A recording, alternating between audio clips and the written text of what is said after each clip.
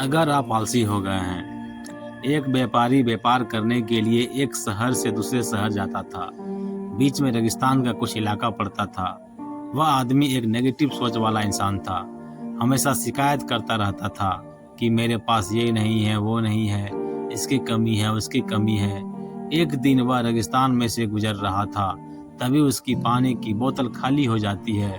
उसे बड़ी जोर की प्यास लगती है, लेकिन रेगिस्तान में पानी न मिलने की वजह से उसे बहुत गुस्सा आता है और बोलता है कि कितना खराब जगह है, ना कोई पेड़ ना पानी, रास्ता भी लंबा है, रेगिस्तान पार करना पड़ता है।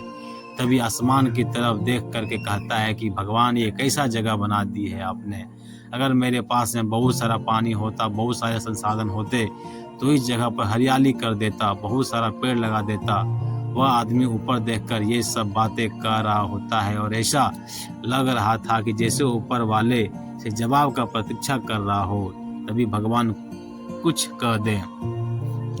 अब चमत्कार ये हुआ कि वह जैसे ही नीचे देखा, उसे अपने आंखों के सामने एक कुआं दिखाई दिया। वह पूरी तरह से घबरा गया, क्योंकि उसने कभी भी उस रेगिस्तान में कुआं नहीं देखा था। वह कुएं के पास पहुंचा और देखा कि कुआं पूरी तरह पानी से भरा हुआ है, परंतु वह आदमी नेगेटिव सोच वाला था और हमेशा शिकायत करता रहता था।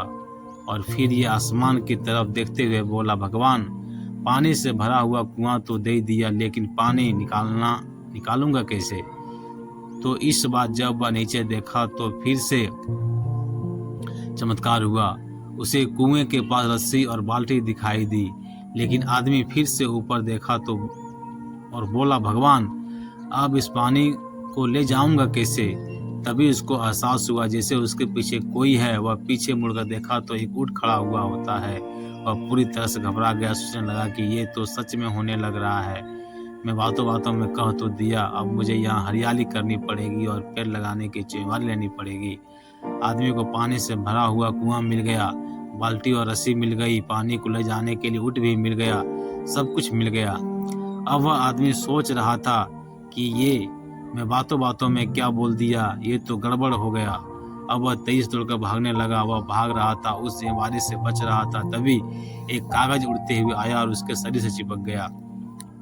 उसने जब उस कागज को देखा तो उस पर लिखा हुआ था कि मैंने तुम्हें पानी दिया, कुआं दिया, रस्सी दिया और बाल्टी दिया, पानी को ले जाने के लिए साधन दिया, फिर भी क्यों बचकर भाग रहे हो?